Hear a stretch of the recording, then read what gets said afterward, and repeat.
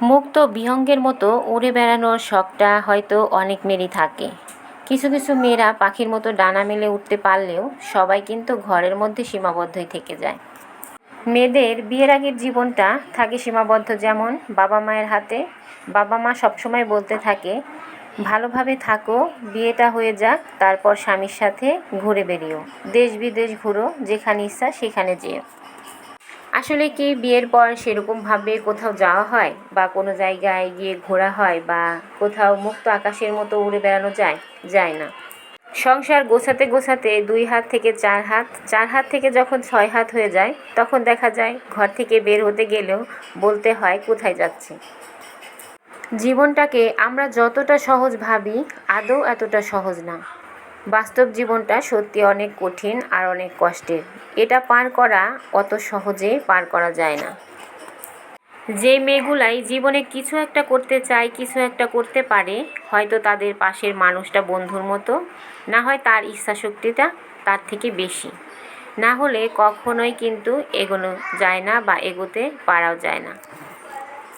জীবনে অনেক মানুষ দেখেছি যারা হাজারটা গুণ থাকলেও সেই গুণগুলো প্রকাশ করার জায়গা নেই, বা সেই গুণগুলো প্রকাশ করার মতো ব্যবস্থাও কেউ করে দেয় না, বা করতে ইচ্ছা শক্তিই থাকে না।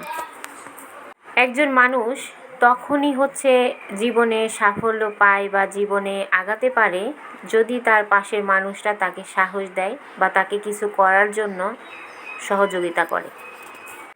একা একা কখনোই কোনো মানুষ এগুতে পারে না। হাজার বাধা অতিক্রম করে কখনোই মানুষ সামনের দিকে যেতে পারে না, সে পিছনে পড়ে থাকবেই। জীবনে চলতে চলতে অনেক মানুষের সঙ্গে পরিচয় হয়, দেখা হয়, কথা হয়।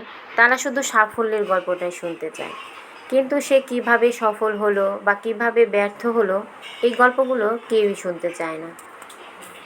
কোনো মানুষই সফল হবার সময় কাউকেই পাশে পায় না। যখনই সফল হয়ে যায় তখন দেখা যায় তার চারপাশে মৌমাছির মতো সব মানুষই ভিড় করতে থাকে।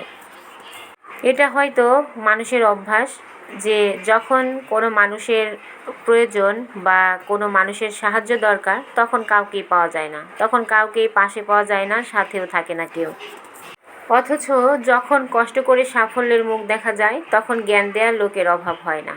তখন দেখা যায় যে যার সঙ্গে কখনো কথা বলাও হয়নি, সেও এগিয়ে এসে বলবে কেমন আছো। অনেক মানুষের ক্ষেত্রেই হয়তো এমন হয়, আবার অনেকের ক্ষেত্রে হয়তো হয় না। অনেক মানুষ আছে যাদের পেছনে সাপোর্ট করার মতো, বা সে যাই করুক না কেন সেটা ভালো লাগার মতো অনেক কিছুই বলে থাকে। সেই মানুষগুলোই লাইফে কিছু না কিছু করতে পারে, কারণ তাদের সাহস দেওয়ার মানুষ আছে, সাহস জোগানোর মানুষ আছে। ভালো কিছু করতে গেলেও যখন হাজারটা বাধা আসে, হাজারটা কথা শুনতে হয়, তখন কিন্তু সেই কাজটা করার ইচ্ছা শক্তিটাই মরে যায়। শখের বশেও কোনো কিছু করতে গেলে সেই ইচ্ছাটা আর থাকে না, বা করতেও ইচ্ছা করে না। মনে হয় ধুর চাই, কিছুই করব না, এমনিতেই বসে থাকি। কখন কোনটা করব, কবে করব, কিভাবে করব, সেটা ভাবনা করতে করতেই দেখা যায় যে অনেক মাস, অনেক বছর, অনেকটা সময় পার হয়ে গেছে, আর জীবনে কখনো কোনো কিছুই করা হয়নি। আপনি আজকে কষ্ট করে যে কোনো একটা কাজ করতে যান, যখনই দেখবেন সফল হবেন, তখন দেখবেন আশপাশের মানুষ কী সুন্দর বাহবা দিচ্ছে। আর যখন শুরু করতে যাবেন, তখন দেখবেন টিটকারি বিটকারি কত কিছুই না করে থাকে। যেই মানুষগুলো অন্য মানুষকে উপহাস করে, দেখবেন তাদের জীবনটাই কেমন। তারা হয়তো কোনো দিক দিয়ে জীবনের অনেক ব্যর্থতা তাদের কাজ করে, সেজন্য তারা কারো ভালো দেখতে পারে না, বা ভালো তাদের সহ্য হয় না।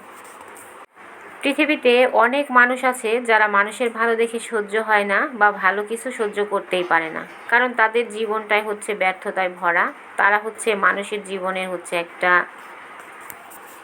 ঝড়ের মতো, যার জীবনে যাবে ভেঙে চুরে তছনছ করে দিয়ে যাবে, আর যেখানে যাবে সেখানে একটা না একটা গন্ডগোল পাকাবেই। এই তো আপনাদের সঙ্গে কথা বলতে বলতে অনেকগুলো কাজ সেরে নিয়েছি বাসার। সকালবেলা ঘুম থেকে উঠেই দেখি প্রচুর বৃষ্টি হচ্ছে, সারা রাত ভর বৃষ্টি পড়েছিল। আর বৃষ্টির মধ্যে ঠান্ডা ঠান্ডায় কিন্তু বেশ ভালো ঘুম হয়েছে রাতের বেলা। তারপর সকালবেলা ঘুম থেকে উঠেই তো সংসারের কাজে লেগে পড়লাম। সকালবেলা ভর্তা ভাত খেয়েছি, আর আজকে একদমই মাছ মাংস কোনো কিছুই রান্না করতে ইচ্ছা হচ্ছিল না। তো ভাবলাম যে সবজি জাতীয় কোনো কিছু রান্না করি।